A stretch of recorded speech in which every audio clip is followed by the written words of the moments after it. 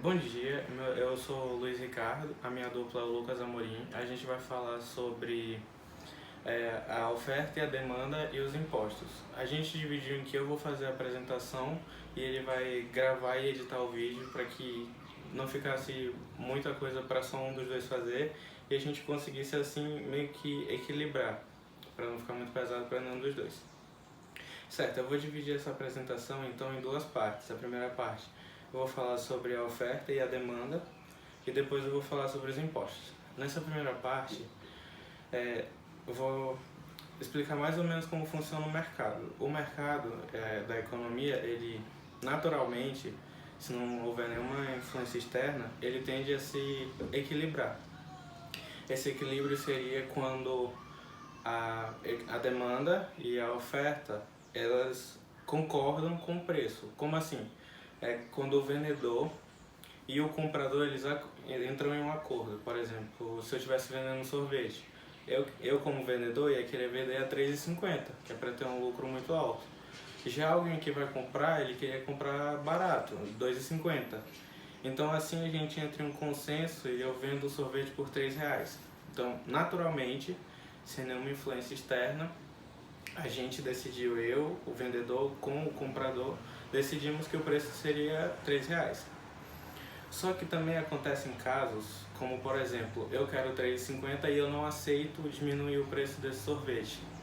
Então eu posso ir na justiça, ou a pessoa que está comprando pode ir na justiça para resolver essa discussão. E como isso se daria? Seria criada uma das leis, uma de duas leis que a gente vai falar aqui, que é a lei do preço máximo ou a lei do preço mínimo. Se fosse criada, por exemplo, a lei do preço máximo, é, tem dois eventos que podem ocorrer. Eu sou o vendedor, né? Então, eu vendendo meu sorvete a R$ 3 e o preço máximo é R$ 3,50, para mim não tem problema nenhum, porque o meu preço ele está abaixo do preço máximo. Então eu posso ou aumentar meu preço ou eu posso continuar vendendo do mesmo jeito que eu estou vendendo. Quando acontece o contrário, por exemplo, eu estou vendendo o meu sorvete a R$ 3,50, só que o sorvete ele tem um preço máximo de R$ 3, eu vou ter que abaixar meu preço para poder cumprir essa lei. Quando eu faço isso, o que acontece? Eu acabo tendo uma perca nos meus lucros. Então, como eu vou perder parte do lucro que eu estava ganhando, eu vou ter que parar de vender tanto sorvete, porque eu não vou poder comprar tanto material para produzir esse sorvete. E o que acontece então? Eu posso diminuir essa venda de sorvete de duas formas. Ou eu vendo sorvete para um grupo restrito de pessoas, que eu vou escolher quem são, isso aí depende dos critérios de cada um. Ou então eu vou criar uma fila na minha lojinha de sorvete e só, digamos, 30 pessoas. Aí a fila tem tamanho para 30 pessoas. Passou das 30, já está avisado que não vai poder mais comprar sorvete porque não tem sorvete. Só que nesses dois métodos a gente pode perceber que não é uma forma muito justa, digamos assim. Por quê? Porque se eu restringir quem quer comprar para um grupo seleto de pessoas, pode ser que alguém que me daria os R$ 3,50 que eu vendia, ou me daria mais, pagaria até R$ 4 se fosse preciso para ter o sorvete, porque a pessoa quer, mas eu não vou vender para ela porque ela não está no meu grupo. Ou então, o seu exemplo da fila, a pessoa que ia pagar R$ 4 foi o 31º da fila.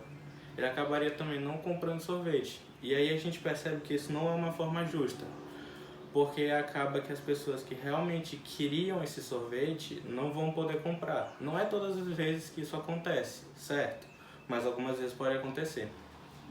Nessa parte eu vou precisar que vocês prestem bastante atenção, que eu vou falar da lei do preço mínimo. Vai parecer de começo que eu estou repetindo o que eu falei no preço máximo, só que eu no final ainda vou explicar melhor essa diferenciação, caso não fique muito perceptível. Na lei do preço mínimo, é exatamente o oposto do preço máximo. Vai ser estipulado um preço mínimo que deve ser atingido. Na lei do preço máximo, essa lei é criada visando ajudar o comprador. porque aí vai ter um preço máximo e aí não, os vendedores não vão poder passar disso, então vai acabar que é mais visando ajudar o comprador. Já na lei do preço mínimo, ela é visando ajudar mais o vendedor, porque o que vai ser estipulado? Um preço mínimo para eu vender o meu sorvete, que a gente já está utilizando o exemplo do sorvete. Sendo assim, quando eu estipulo um preço mínimo, por exemplo, eu vou vender no mínimo o meu sorvete a R$ 2,80 e eu estava vendendo a R$ 2,50, não vai ter problema nenhum. Eu posso até aumentar meu preço, que nem faria no preço máximo. Só que eu estava originalmente vendendo o meu sorvete por R$ 3,00. Com o preço máximo do sorvete sendo R$ 2,80, eu vou ter que diminuir o meu preço. E isso vai acontecer, vai fazer com que aconteça exatamente a mesma coisa que aconteceu no preço máximo. Eu vou ter menos lucros, eu vou poder comprar menos matéria-prima, e comprando menos matéria-prima eu vou ter que restringir para quantas pessoas eu vou vender o meu sorvete. Os dois parecem que gera a mesma coisa, parece que eu estou repetindo o que eu estou falando, mas não é isso. É porque, criando a lei do preço máximo ou a lei do preço mínimo, o final vai ser o mesmo. Se a pessoa estiver fora do que deveria estar, por exemplo, se ela está acima do preço máximo ou acima do preço mínimo e ela tiver que baixar, independente de qual seja o caso, ela vai ter uma perca no lucro, e isso vai fazer com que ela tenha uma perca para vender, para comprar matéria-prima, perdão, e assim vai gerar com que ela divida de novo entre quem vai comprar e quem não vai poder comprar. Um caso que isso pode acontecer, por exemplo, é no salário mínimo. Quando se estipula a lei do salário mínimo, e ano após ano, normalmente, pelo menos no Brasil, que eu consigo perceber nas vezes que eu assisto o jornal, pelo menos uma vez por ano, o salário mínimo ele é aumentado. E é uma intenção boa que o governo faz, ele visa ajudar as pessoas de baixa renda, é uma coisa boa. Só que é um tiro que acaba saindo pela culatra. Porque depois que eu estudei no livro, ele dá esse exemplo e eu consegui perceber melhor. O que acontece? Digamos assim, a empresa X, a empresa de Coca-Cola, ela vai oferecer 15 vagas por um salário mínimo de R$ 1.500 por mês. Digamos que o salário mínimo é R$ 1.500 por mês e a empresa da Coca-Cola vai oferecer 15 vagas pagando esse salário. Existem jovens que já tinham saído da escola que vão ver essa oportunidade de emprego como uma forma deles conseguirem um dinheiro para sustentar. Porque muitas vezes esses jovens que saem da escola, eles saíram não porque eles queriam, mas porque eles não tinham opção de como ajudar, porque diversos motivos que poderiam ser explicados aqui, mas como o tempo é curto, um dos motivos, por exemplo, é se o pai foi preso, alguma coisa assim, aconteceu algum incidente, o pai foi preso, essa criança, se a mãe não tiver como trabalhar, ela se vê obrigada a sair da escola para arranjar alguma forma de emprego para ajudar a família. Mas voltando ao exemplo da Coca-Cola, que é a Coca-Cola que tem 15 vagas e o salário de 1.500. Quando tem, por exemplo, 15 desses jovens que eles realmente precisam, e o salário é de 1.500, para eles qualquer salário estaria sendo útil, porque eles não têm nenhuma forma de renda e isso já seria uma grande ajuda. Só que aí passou um ano, o governo ele aumentou de 1.500 para 1.750.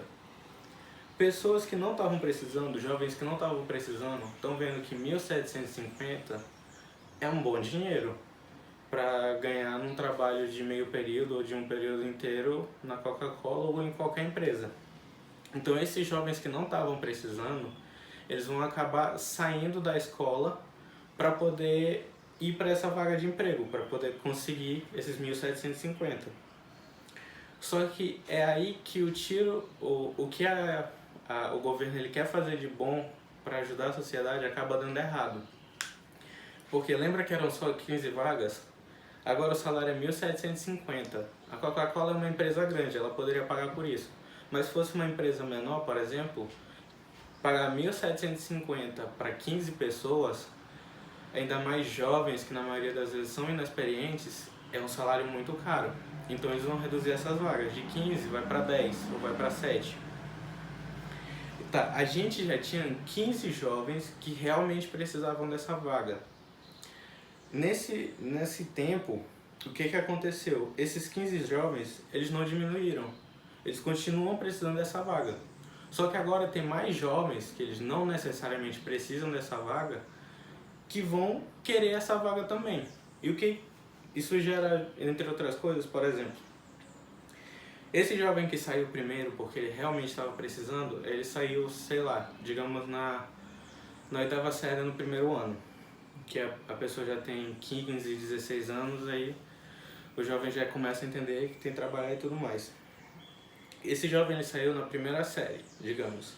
Esse jovem de agora, que ele viu que o salário está de 1.750, ele sai no começo da faculdade dele. Ele larga a faculdade para ir trabalhar, por qualquer motivo. Esse jovem que já está na faculdade, ele tem muito mais conhecimento do que o jovem que saiu no primeiro ano. Então, além de ter mais gente, pessoas mais qualificadas e menos vagas, as pessoas que realmente iam precisar dessas vagas, desse dinheiro, acabam não tendo como conseguir usufruir dele. Então, o que o governo ele cria, tentando ajudar essas pessoas de baixa renda, acaba não ajudando essas pessoas. E isso é uma coisa que a gente... É um exemplo que eu posso citar de como esse preço mínimo e preço máximo pode ser alguma coisa ruim ou boa. Porque isso depende de como vai ser inserido na sociedade. Porque se o governo só inserir esse preço mínimo, sem consultar antes algum tipo de economista ou algum especialista para saber o que isso pode gerar, vai acabar que o tiro vai sair pela culatra. Pegando esse gancho de impostos e tudo mais, que falei da lei do salário mínimo e tem muito imposto envolvido, eu já vou partir para a segunda parte da apresentação. Nessa segunda parte eu vou falar de impostos, mas eu não vou falar de todos os impostos que são criados pelo governo, nem os que vão ser criados pretendentes a essas coisas. Eu vou focar só em 2 impostos que eles têm muito a ver com oferta e demanda, que é o imposto que é em cima do vendedor e o imposto em cima do comprador, que é oferta e demanda. Esses impostos, eles são taxas cobradas em cima do preço do produto que devem ser pagas. Só que como tem alguém vendendo e alguém comprando, o produto é comum. Aí é o que surge o que a gente chama de incidência tributária. Como é um produto comum, imaginemos que a gente, por exemplo aqui, essa carteira. Eu estou vendendo ela pro Lucas, que ele está aqui gravando. Eu sou vendedor e ele é o comprador. Então, digamos que aqui estejam as taxas envolvidas desses impostos.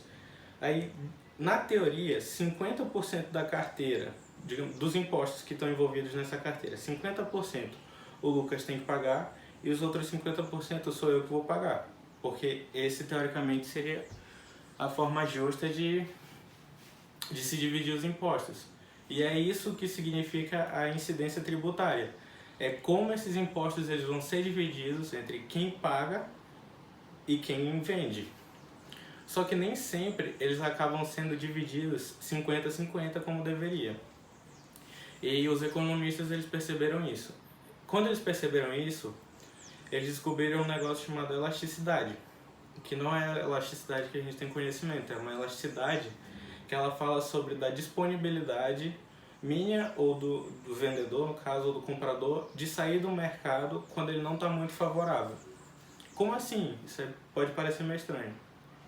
Por exemplo, a elasticidade da demanda, que seria a elasticidade do comprador, ela é dita que ele é bem elástico, ele é elástico, no caso, quando ele não tem muita... que é inelástico, no caso, quando ele não tem muita opção para comprar, muita opção de compra daquele bem. Agora já é dito que eu, como vendedor, como empresa, como oferta, eu sou inelástico quando eu não tenho muitos meios de produção do meu bem. E aí, é a partir desse conceito de elasticidade da demanda ou elasticidade da oferta, que os economistas eles conseguiram perceber uma coisa, que acontecem duas situações muito importantes, que é a situação em que a oferta, no caso sou eu, a oferta é elástica e a demanda é inelástica. O que acontece? Quem vai acabar pagando mais pela... Quando a oferta é inelástica e a demanda a oferta inelástica e a demanda elástica, perdão, é que é um pouco confuso. Quando a oferta é inelástica e a demanda é elástica, quem vai acabar pagando mais pelos juros, pagando mais relativamente, sou eu. Mas quando é o inverso, quando eu já sou uma oferta mais elástica e quando a demanda é inelástica, quem paga mais por esses impostos é o comprador. E aí a gente fica nessa situação, pô, e tipo, na situação tal, quem tá pagando mais, na outra situação, quem paga mais. São situações que devem ser estudadas como casos à parte. Cada pessoa tem que falar com o economista para que se possa saber quem vai acabar pagando mais. Tem dois casos que o livro ele exemplifica bem, que são os dois casos que eu vou falar agora. Nesse primeiro caso é o do salário que é pago. Por exemplo, no salário que todo mundo recebe, num contra-cheque, na parte de trás do contra-cheque vem escrito quantos por cento a pessoa paga em impostos.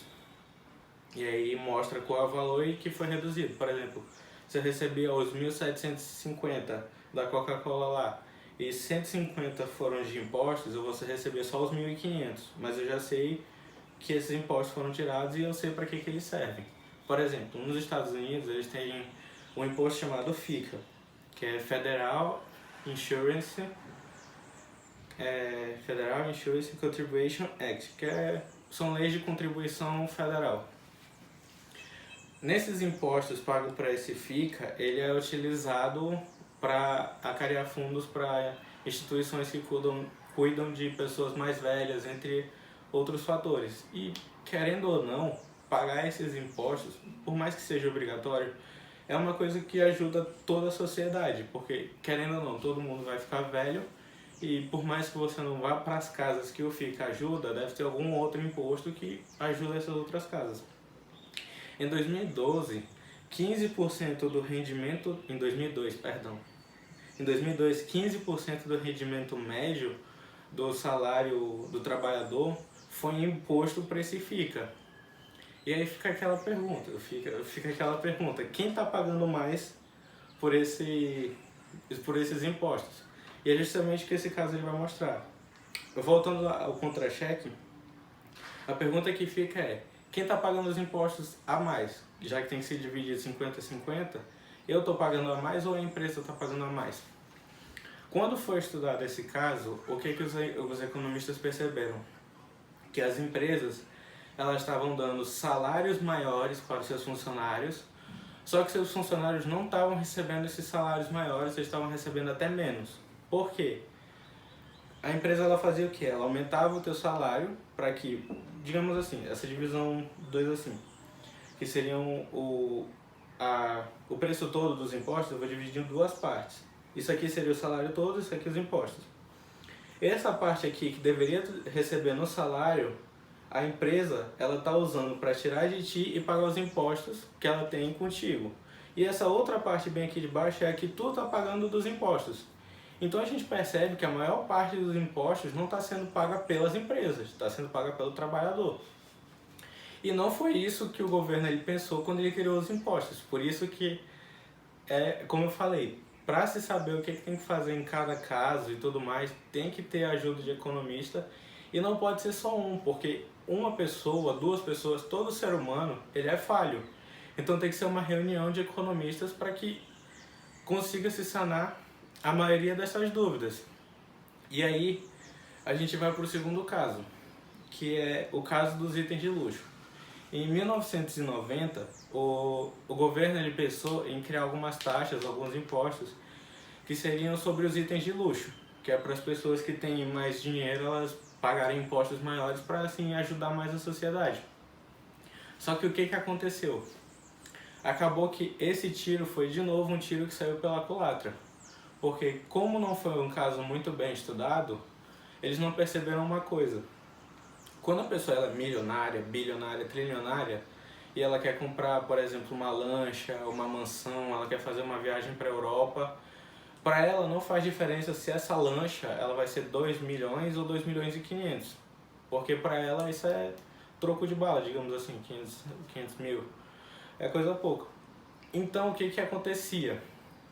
Como para essa pessoa não fazia muita diferença ela pagar a mais ou a menos, quem arcou com a maior parte dos impostos foi a empresa. E é isso que o livro ele fala. O livro fez essa previsão de que quem iria acabando arcar mais com os impostos era a empresa. Por quê? Porque esse é um exemplo muito bom quando se fala de impostos e quando se fala de oferta elástica, ou demanda elástica e oferta inelástica. Por quê? Porque a empresa, que é a oferta, ela não pode mudar do dia para a noite de construir iates de luxo para começar a construir alguns carros ou coisas assim.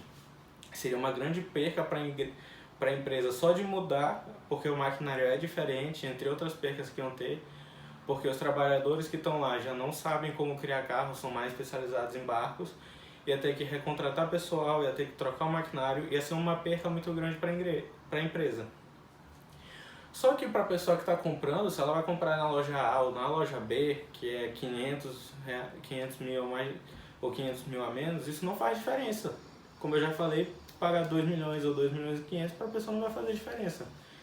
Então o livro ele já tinha feito essa previsão falando que essa oferta inelástica mais a demanda elástica ia acabar gerando o quê? Que o vendedor ele pagasse mais impostos, maior parte dos impostos do que o comprador. E foi exatamente isso que aconteceu. Em 1993, a empresa ela falou com o Congresso de que ela percebeu que quem estava pagando uma maior parte era ela e que não tinha como isso continuar, senão ela ia acabar indo à falência. Para concluir, a gente consegue perceber duas coisas muito importantes, que são as leis tanto da demanda e da oferta, como as leis criadas do preço máximo e do preço mínimo. E a gente consegue perceber que a relação entre elas não é algo muito simples, muito fácil. Acaba sendo algo que tem que ser muito bem estudado, porque uma pode atrapalhar a outra, uma pode gerar alguma desavença, e é uma coisa que tem que ser parada e estudada muito bem por profissionais. E essa foi a apresentação, eu gostaria de agradecer a todos que assistiram.